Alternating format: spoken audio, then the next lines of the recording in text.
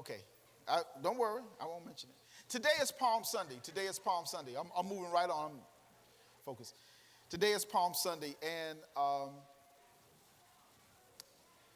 it's the day that we commemorate Jesus' triumphant entry into Jerusalem.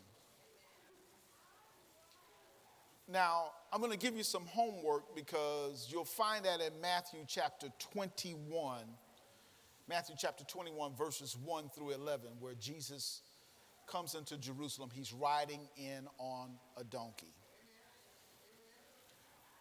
I don't want to read the passage because it will take up too much time and we will be here past 1 p.m.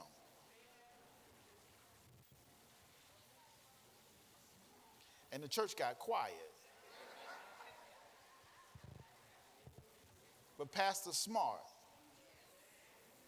I'm not going to stay here past 1 p.m. And you're not going to stay here past 1 p.m. either. Matter of fact, it's going to be well before that. Matter of fact, my plan is that you're going to be wherever you need to be, enjoying whatever you need to enjoy by 1 p.m. Say amen. And if you keep saying amen, I'll get you there faster.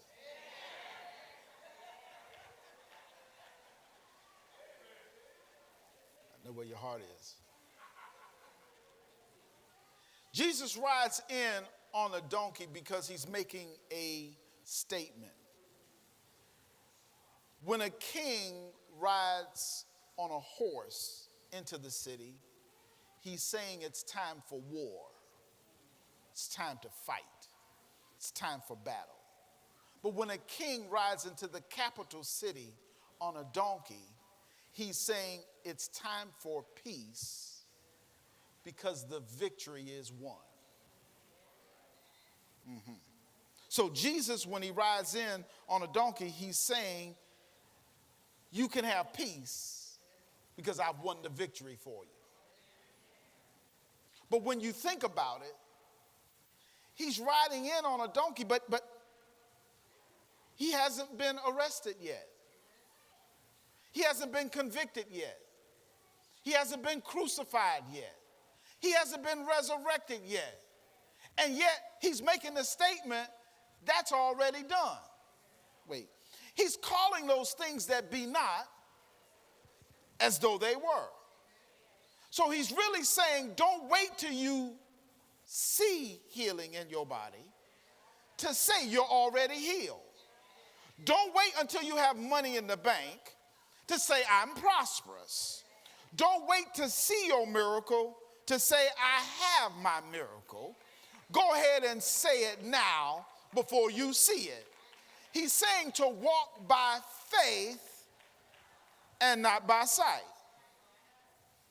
Now, when he says that, he wants to let you know that what you believe will be challenged. What you believe about Jesus will be challenged. The quality of your belief about Jesus will be challenged. In Matthew chapter 16, verse number 13, you can turn there if you want to. Matthew chapter 16, verse number 13, look what he says to the disciples. He says, when Jesus came into the coast of Caesarea Philippi, he asked his disciples, saying, whom do men say that I, the Son of Man, am? And they said, some say that thou art John the Baptist, some say Elias or Elijah, some say Jeremiah or one of the prophets. Now, I think that's a little interesting because he's talking to 12 guys that he handpicked. 12 guys that for the last 3 years he's been training. 12 guys that he's shown them how he worked miracles. 12 guys that he took them off their job and paid their salary. 12 guys, and he's asking them, what do people say about me? And they say, well, they say,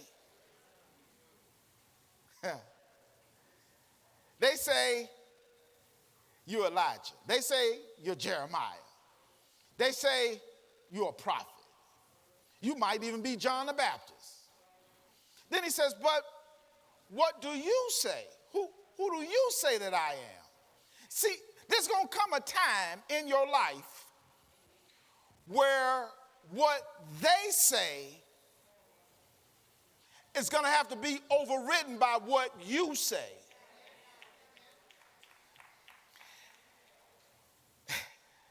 The day will come where you will be challenged with what you believe. Matter of fact, COVID challenged what we believe. We had to pray how to navigate through that season.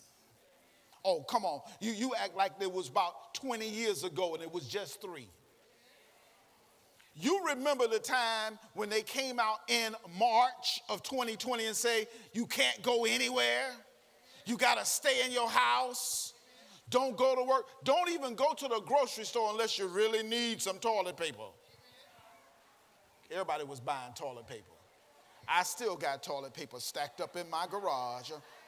Don't you laugh at me. I got paper towels too. You need some? I stocked up in the name of Jesus. But we had to pray. How are we going to navigate? What's going to happen? What's going to happen next? And we had to decide, what do we really believe? Do we believe he's a keeper? Do we believe he's a healer? Do we believe he is a deliverer? And we had to stand on what we believe. Now, COVID shakes some people's belief. Because if they still believed, they'd still be here. Didn't get too many amens on that? Because the point's going to come, think about this. Jesus is asking his boys. He ain't talking to the world. He's asking his boys, what do you say? I know what they say, but what do you say? Let me get to this point because we're almost ready to go home. And the church said, isn't that amazing? Simon Peter, verse 16. Simon Peter answered and said, thou art the Christ, the Son of the living God. Jesus answered and said unto him, catch this, blessed art thou, Simon Bar-Jonah, for flesh and blood have not revealed it unto thee, but my Father which is in heaven. He said, Simon, Peter, you have a revelation, you have spiritual insight on who I am, and not carnal insight on who I am. Because see, what they say has been carnal, but what you say has been spiritual. You got to understand that he was talking to the group, and you can never get so close to people that you cannot make an assessment of their spiritual growth. Sometimes we get a little too close to folk, and we only know them in the carnal realm. Sometimes I guarantee, if you think about everybody you know, okay, you know where they go to work, you know what kind of car they drive, you know their family history, you know all the carnal stuff. But do you know the spiritual side of them? Have you ever seen them raise their hands in church? Have you ever heard them speak in tongues? Have you ever heard them pray? Do you know if they fast or not? No, it's getting quiet up in here because you're thinking about everybody in your circle and say, yeah, I never heard them. They ain't say nothing in tongues. Matter of fact, you don't even ask them to pray. Because you know them in the carnal arena. And Jesus is saying, no, in this season, in this time, you need to know people by the Spirit.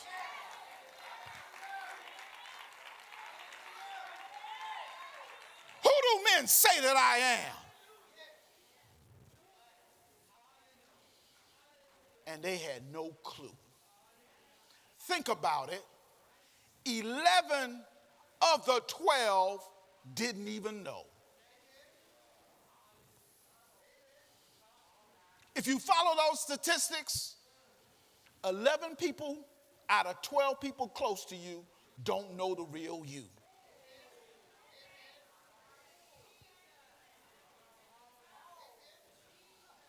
Think about the 12 people who are closest around you and they don't really know you. Oh, they know your favorite football team, your favorite basketball team. They know all your hobbies. They know what you like to watch on TV. They know your streaming channels. Matter of fact, they got your password to your streaming channels. They know all of that, but they don't know what's really down on the inside of you. That's why when you hurt, they don't even know you hurting because they ain't got no spiritual discernment about you.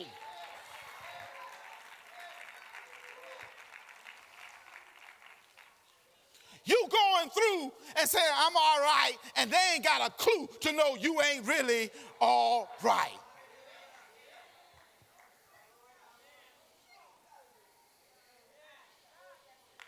Jesus is saying to them, are you with me or are you with them? Who do men say that I am? Are you with them or are you with me? You need to look around your closest friends and start thinking, are we walking together because we're in agreement or because you in church today? You online today. Where are they? At the beach?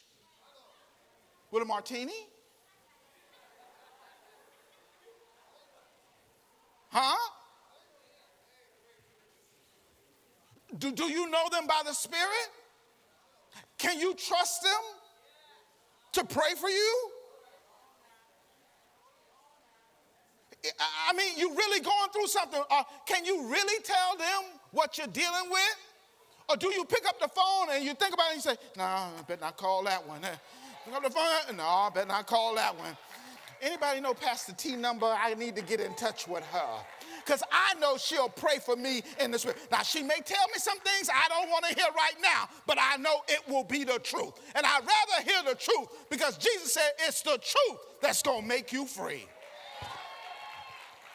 Sometimes you don't need people to patty cake you. You need somebody to tell you, child, you know, you need to fast and pray on that one. You need to watch out for this decision. You need to do something over here. Stop learning people in their carnal arena and start learning in the Spirit.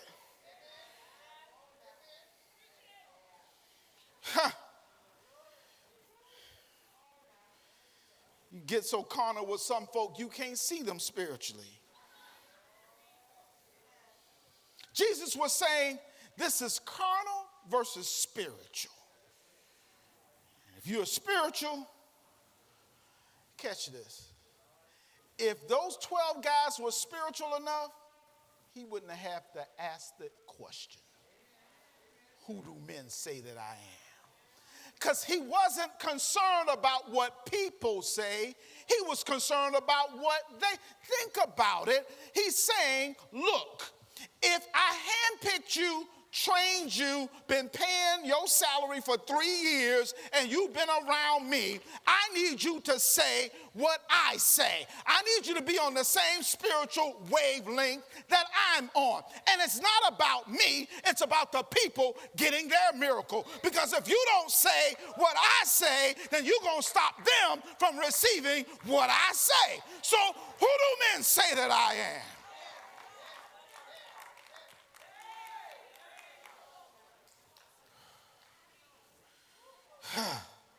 Look at your neighbor and say, neighbor, who do you say Jesus is? And you're going to have to answer that question because during this season, pressure is going to be put. I don't think y'all understand where we are. Jesus said there's going to be wars and rumors of wars. There's going to be earthquakes in diverse places. There's going to be tornadoes that just pop up and pop up and pop up. And he says, and then the end shall come. And so pressure is going to come to see if you really believe in Jesus. Because see, you got to understand this. Some folk like to come to church, but they don't want the church to get in them.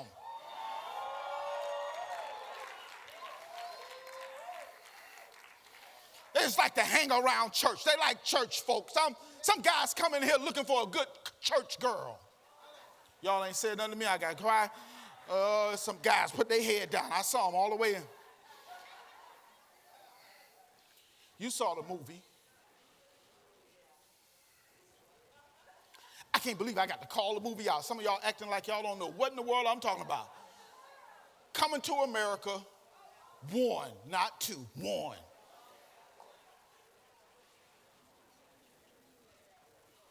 Where the prince comes over to America and he's looking for a good girl. And he's going to all the bars. Finally, he goes to the barbershop. Man said, no, you can't find no good girl there. You got to go to church.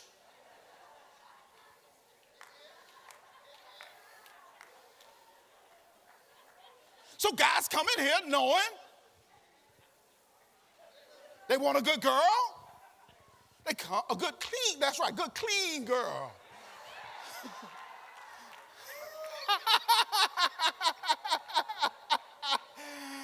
Oh, one who's been praising Jesus, waiting on a man. You got a captive audience. And since I'm here, I'm the pastor. Since I'm here, and then as soon as the guy walks in, lady, y'all want to trounce on him. You better wait until he really gets saved, really get filled with the Holy Ghost, really start speaking in tongues. You better know him by the Spirit. And oh yeah, he drove up in a BMW. And look at him, he's 6'2". Oh, he fine. I pray for that. Maybe the one you pray for ain't 6'2". Maybe he driving up in a 1970 VW Beetle, and he's just flaunting to see where your heart really is. He want to know, are you a gold digger or are you a ride or die chick?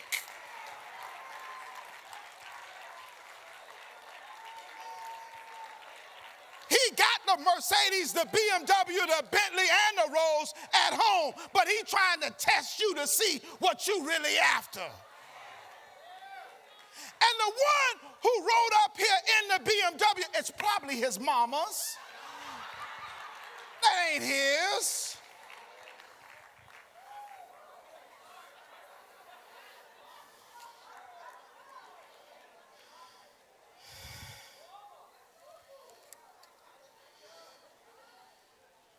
Let me move right along. Who do you say Jesus is?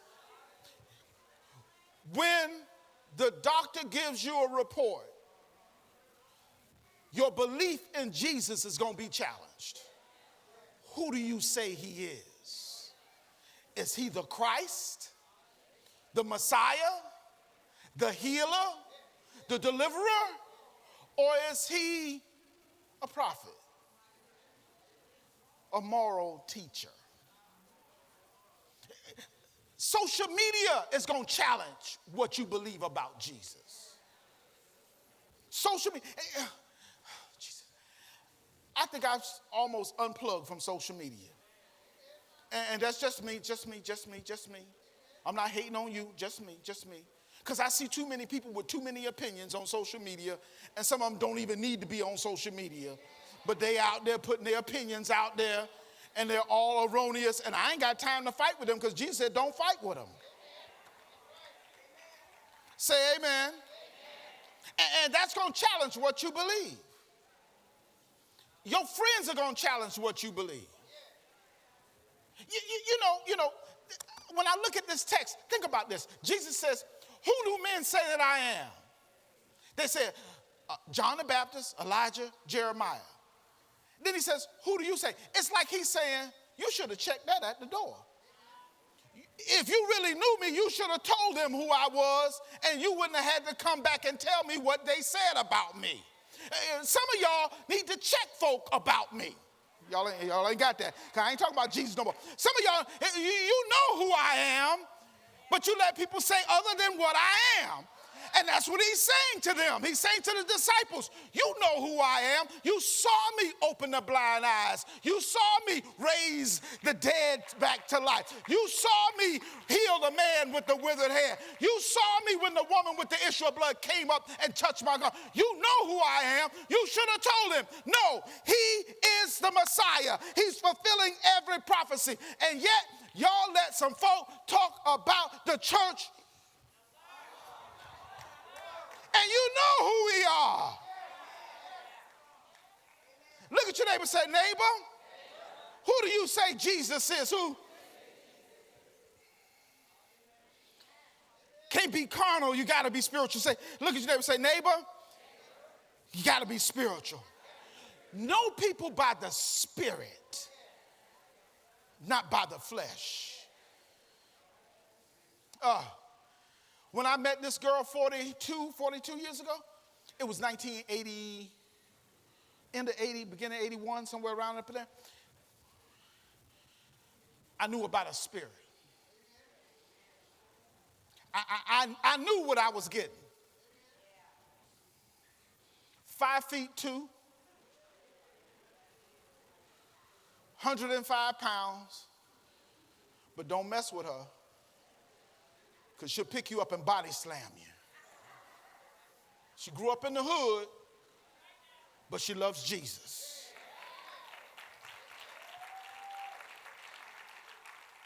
That's a good combination. Because when you grow up in the hood, you got some street sense. You know how to stay out of trouble, and when trouble comes, you know how to take care of the trouble if it comes. That's what growing up in the hood teaches you. But when you love Jesus, that means that I know how to fight when it's time to fight. And I know who to fight for, and I know how to be on the right side. And I ain't scared of none of y'all up in here. But I love myself some Jesus. So when it comes between your carnality and my Jesus, I'm choosing my Jesus because I ain't scared of nobody. I knew what I was getting.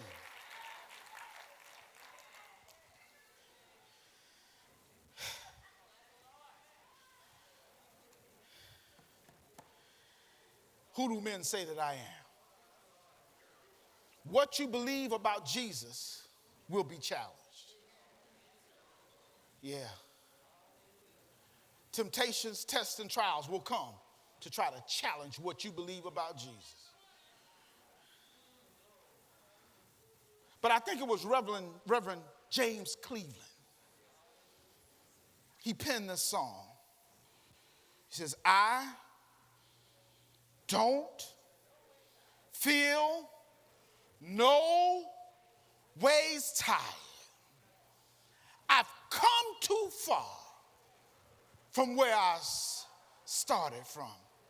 Nobody told me that the road would be easy, but I don't believe he brought me this far to leave me. I don't feel no ways tired. I'm not giving up on God. I've come too far from where I started from. Anybody got that testimony in here? Nobody told me that the road would be easy. But I don't believe. I don't believe when the doctor gives me a report. I don't believe when there's zero in the bank account. I don't believe when the children act crazy. I don't believe he brought me this far to leave me. What you believe about Jesus will be challenged. So who do you say he is? Is he King of Kings and Lord of Lords? Will you let him be King of Kings and Lord of Lords in your life? Will you see people from a spiritual perspective and not from a carnal perspective? Who do you say Jesus is? Come on, Pastor T, come and join me.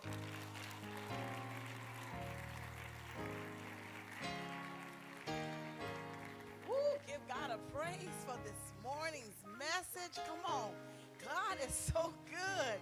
Amen. Who do men say that I am? More so, who do you say